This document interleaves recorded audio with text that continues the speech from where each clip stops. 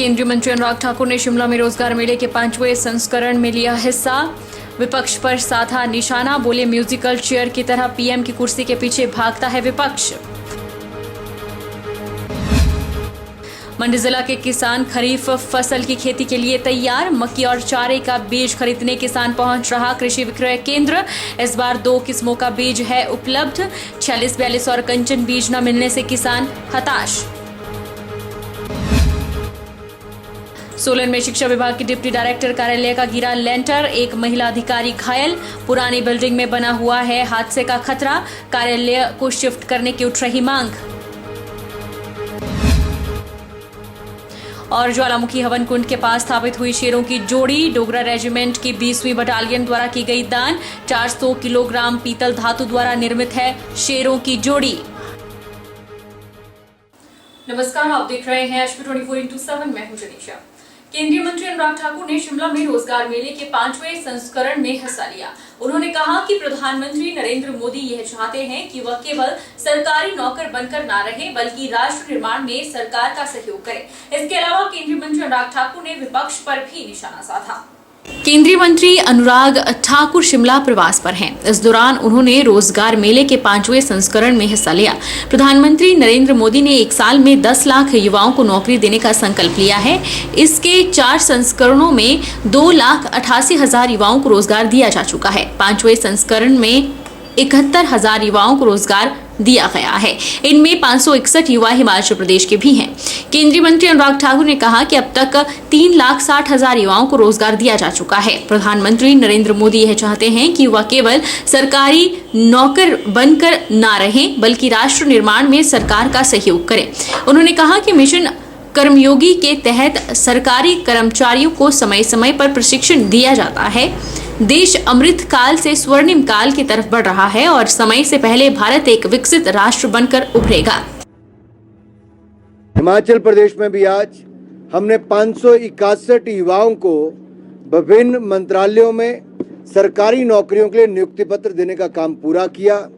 मैं धन्यवादी हूं प्रधानमंत्री नरेंद्र मोदी जी का कि युवाओं को सरकारी नौकरी के माध्यम से राष्ट्र निर्माण में लगाएंगे और युवाओं ने भी संकल्प लिया है कि राष्ट्र निर्माण में उनकी भूमिका न केवल एक सरकारी नौकर के रूप में होगी, एक रोजगार के रूप में, बल्कि वो अपनी ओर से भी देश के विभिन्न क्षेत्रों में व्यक्तिगत रूप से भी अपना योगदान देंगे। मिशन कर्मयोगी में आई-गॉट के माध्यम से वो अपना समय समय पर प्रशिक्षण और अपग्रेड भी करते रहेंगे।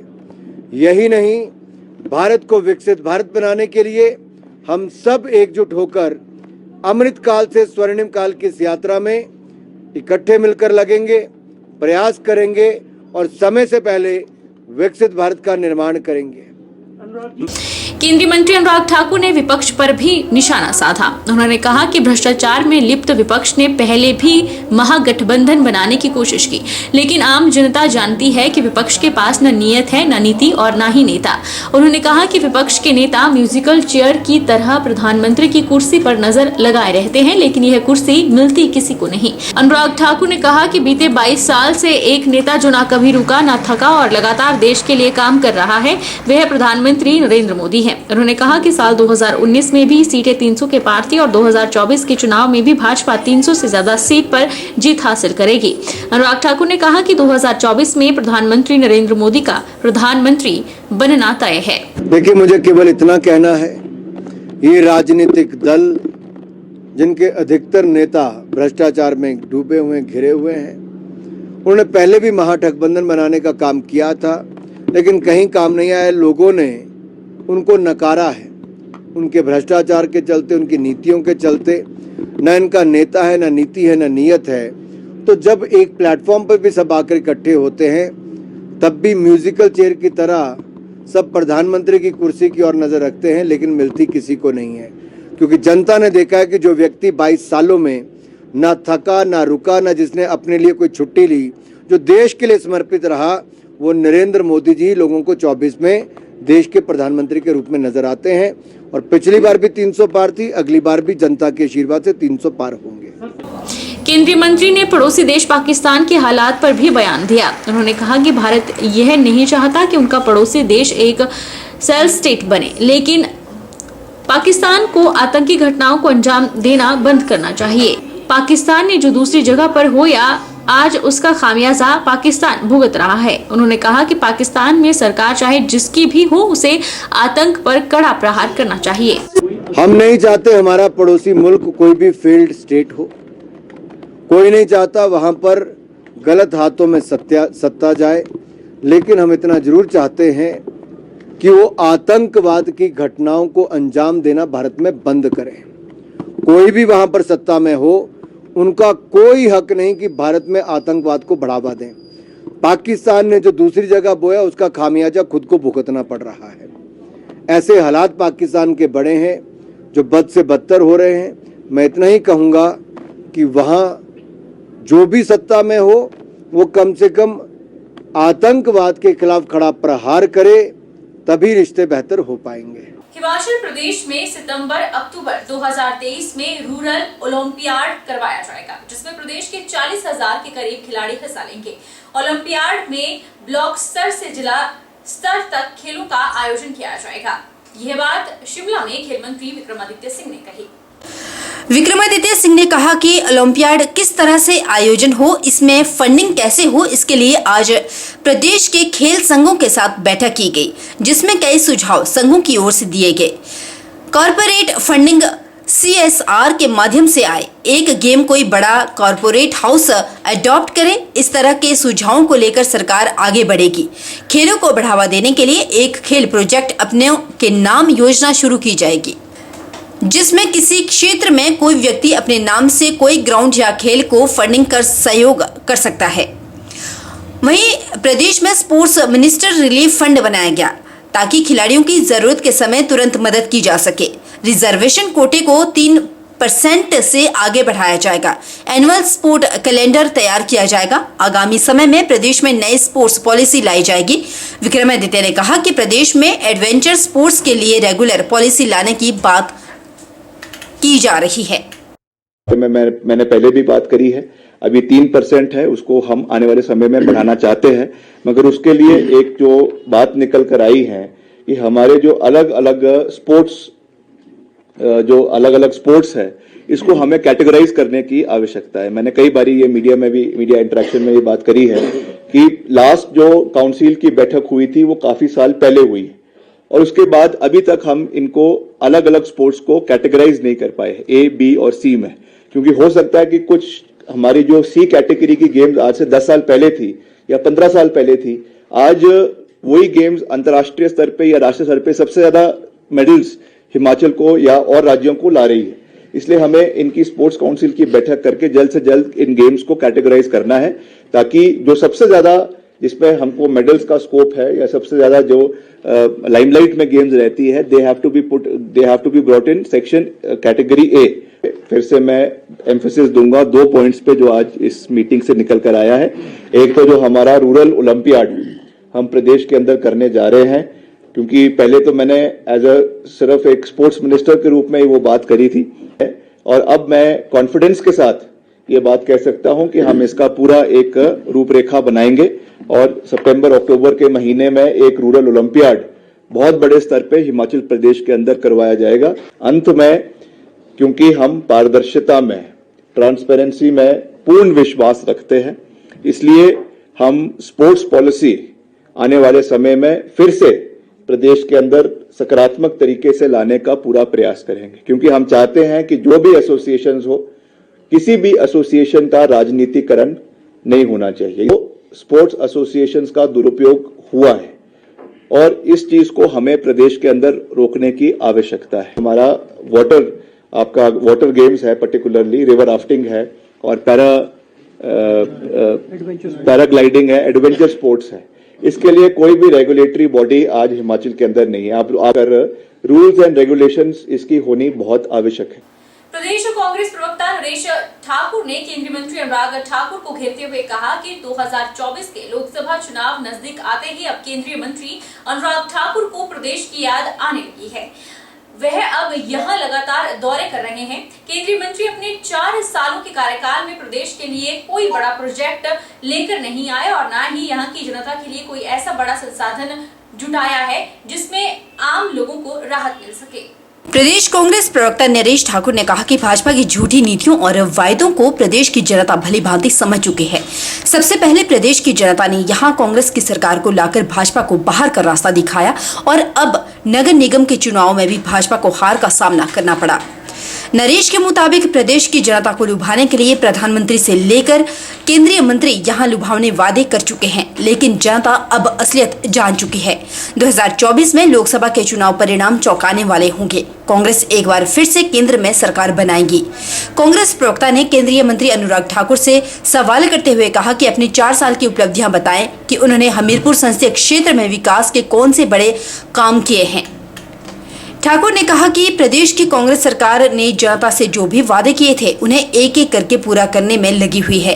कर्नाटक में जिस तरह से कांग्रेस ने ऐतिहासिक जीत दर्ज की, उसे भाजपा की स्थिति अब धीरे धीरे दूसरी जगहों पर भी कमजोर होगी। परंतु अनुराग ठाकुर जी को अब जब हिमाचल प्रदेश में शिमला में भी उनको जिम्मेवारी सौंपी गई थी जो एमसी के चुनाव थे, परंतु कांग्रेस ने वहां पर चुनाव जीतकर और कांग्रेस की वहां पर एमसी बनाकर ये बता दिया कि हिमाचल प्रदेश में अब भाजपा के जो दिन थे वो वापस लौटने वाले हैं और धीरे धीरे भाजपा का वो सुपड़ा साफ होता जाता है हिमाचल प्रदेश के अंदर। और इसी के पश्चात अब कर्नाटका में जिस तरह से कांग्रेस ने भारी बहुमतों से चुनाव जीता है और वहां पे कांग्रेस की सरकार बनने जा रही है, तो इससे वो पूरी बीजेपी घबराई हुई है और अब उनको आज गांव की जनता की और आम जनता की याद आ रही है। परंतु आज तक जो उन्होंने वायदे किए थे, चाहे महंगाई का वादा था, महंगाई कम करने का वादा था, चाहे रोजगार देने का वादा था, चाहे और भी कई तरह से उन्होंने वादे किए थे सत्ता में आने से पहले, परंतु वो उन वादों को पूरा नहीं कर सके। और निश्चित तौर पर 2024 के चुनाव हैं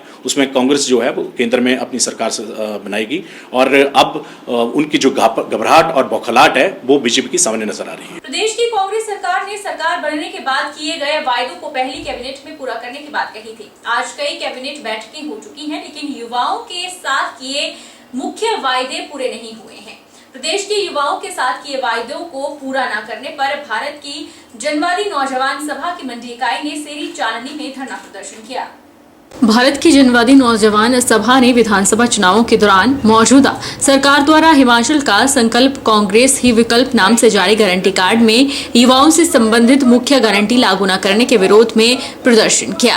भारत की जनवादी नौजवान सभा के राज्य सह सचिव सबीर खान ने कहा कि कांग्रेस सरकार ने 1 लाख युवाओं को सरकारी नौकरियां देने का फैसला मंत्रिमंडल की पहली बैठक में लेने, 18 से 60 वर्ष की आयु की महिलाओं को हर महीने 1500 रुपए की सुनिश्चित आय करने, प्रदेश के सभी विधानसभा क्षेत्रों में 10-10 करोड़ रुपए का ऋण युवा स्टार्टअप के लिए बिना किसी गारंटी और बिना ब्याज के ऋण देने और दिसंबर 2022 से घरेलू उपभोक्ताओं को 300 यूनिट निःशुल्क बिजली देने की घोषणा के वायदे किए थे। अभी तक कई मंत्रिमंडल की बैठकें हुई, लेकिन कोई नई भर्ती प्रदेश में सरकार नहीं करवा पाई है। इसके अलावा बाकी की गारंटी भी महज चुनावी घोषणा पत्र तक ही सीमित रह गई है।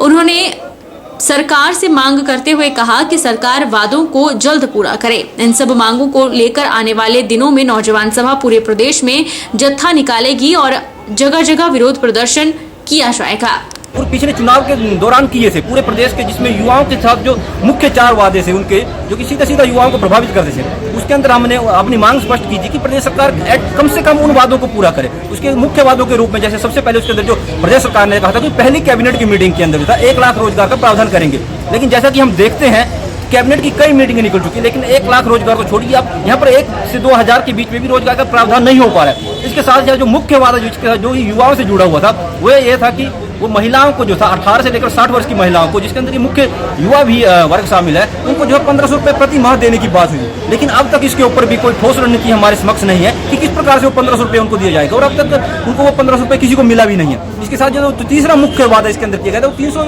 यूनिट बिजली का मुफ्त देने का वादा था, लेकिन जब हम आज की तारीख के अंदर देखते हैं तो कहीं पर भी वो जो है हमें नहीं दिखता है कि 300 यूनिट जो है किस प्रकार दी जाएगी या कब से दी जाएगी, इसके ऊपर भी कोई स्पष्टीकरण नहीं है। चौथा जो मुख्य वादा जो युवाओं के साथ सीधा सीधा जुड़ता है वो यह था कि हर विधानसभा क्षेत्र के अंदर 10-10 करोड़ का जो स्टार्टअप फंड दिया जाना था युवाओं को बिना किसी शर्त के, वो हमें ये समझ नहीं आ रहा कि वो पैसा कब दिया जाएगा, ये वो स्टार्टअप फंड की रणनीति क्या रहेगी, किस नीति के तहत या कोई स्कीम लॉन्च की जाएगी, इसके लिए अलग से क्या प्रावधान किए जाएंगे, तो कुछ भी स्पष्ट नहीं है। लेकिन सरकार बने हुए इतना समय बीत चुका है, तो सरकार की मंशा कहीं ना कहीं हमें इसके अंदर ये स्पष्ट नहीं दिख रही है कि वो किस प्रकार जो है युवाओं को जो है ये सारे वादे अपने निभाने जाने था। हम मांग करते हैं कि वो इन वादों को जल्द से जल्द निभाएं और युवाओं को जो ठगी का शिकार हो रहे हैं उससे जो है सरकार गुरेज करे और आने वाले समय के अंदर हम जो है इसको जत्थे के अंदर प्रदेश भर में लेके जाएंगे और अपनी मांगों को पुरजोर तरीके से उठाएंगे। मंडी जिला का किसान अब खरीफ की खेती की तैयारी में जुट चुका है। मक्की के अच्छे किस्म के बीज लेने के लिए इन दिनों बीज विक्रय केंद्रों के बाहर किसानों की खासी भीड़ देखी जा रही है।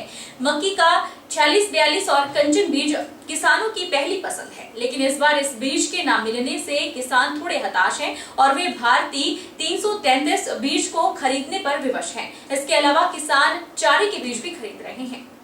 इस बार मौसम की मार से रबी की फसल पूरी तरह से बर्बाद हो चुकी है। अब किसानों को खरीफ की फसल से उम्मीद है। खरीफ सीजन को लेकर मंडी जिला का किसान पूरी तरह से तैयार है और इन दिनों किसान मक्की, चरी और अन्य किस्म का बीज कृषि विक्रय केंद्रों से खरीद रहा है। कृषि विभाग ने करीब 4000 क्विंटल मक्की का बीज मुहैया करवाया है, जिसे किसान विक्रय केंद्रों से आसानी से खरीद रहा है। वहीं मंडी शहर के भ्यूल स्थित विक्रय केंद्र में भी बीज के लिए किसानों की भीड़ जुट रही है। इस बार कृषि विभाग द्वारा भारतीय 333 किस्म का बीज किसानों को मुहैया करवाया है। 46-42 और कंचन बीज न मिलने से किसान हताश हैं, इसलिए वे भारतीय 333 बीज ही खरीदने को मजबूर हैं। किसानों का कहना है कि 46-42 बीज काफी अच्छा होता है। खेतों में करीब 1 किलो बीज डालने से 1 क्विंटल फसल निकलती है, लेकिन इस बार उन्हें भारतीय 333 बीज से ही काम चलाना पड़ेगा और फसल की पैदावार कैसी होगी ये तो बाद में ही पता चल सकेगा। किसानों ने कृषि विभाग से मिट्टी की गुणवत्ता की जांच करने की मांग भी की, ताकि पता चल सके कि उनके खेत में किस किस्म का बीज डालना है और कौन सी फसल वे तैयार कर सकते हैं। मैं सदन से बीज लेके जा रहा हूँ ज्वार का, और ये बीजना है खेतों में। मक्की का बीजने का टाइम हुआ है और मक्की बीजेंगे। और इस साल बारिश के कारण बहुत फसल खराब हुई हमारी, और जो बीज हमारे को चाहिए था वो 6 वाली चाहिए था, वो नहीं मिल पा रहा है। अब की बार जो हमारे को बीज ब्लॉक से ही मिल रहा है, जो मिल रहा है भारतीय 333, पहली बार डाल रहे हैं। इसको देखते हैं कि क्या होता है कैसा नहीं होता है इसका। ये हमारा जो हमारे को बीज नहीं मिल रहा है अब की बार, काफ़ी होती है, अच्छी होती है उसकी, 1 किलो के ऊपर 1 कुंटल से ऊपर चल पड़ता है वो। तो इसका देखते हैं कि पहली बार डाल रहे हैं, इसको क्या मिल रहा है इसका। ये हमारी पूजा सी कृषि विभाग से क्या गुजारिश करना चाहेंगे आप? बारिश से मौसम को क्या बोल रहे विभाग से क्या गुजारिश? अच्छे से पहले मिट्टी का देख रेख करो, जो मिट्टी इस मिट्टी में कौन सी फसल चलती है हमारी। और दूसरा ऐसा है कि जो हम 6 चलते हैं वो चलती है, अब इसको देखते हैं और क्या होता है इसका। ये जो ब्लॉक की तरफ से दे रहे हैं हमारे को, इसमें तो होती है, हमने देखा नहीं अभी तक। टेस्ट होती बताते तो कोई इसके बारे में कोई पता नहीं हमारे कर रहे थे। जैसे 46-42 था या कंचन था, जिसका मतलब पैदावार अच्छी थी। किस चीज़ का बीज था वो? मक्की का बीज सर। अब जो नया बीज आया मक्की का, ये इसकी अभी कोई वो सॉइल टेस्टिंग वगैरह कुछ नहीं है, हमें कोई इसका तजुर्बा भी नहीं है। जैसे हमने यहाँ आए हैं तो लिया है, तो अभी तो उसके बाद पता लग गया ज़मीन के ऊपर ही जो फसल तैयार होगी, कि मिट्टी चेक की जाए या उससे मतलब पता लगे हमारे को कि ये बीज वहाँ अच्छा उतरेगा या नहीं उतरेगा।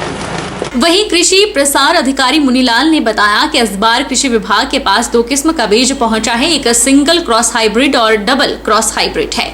इनकी कीमतों में भी अंतर है।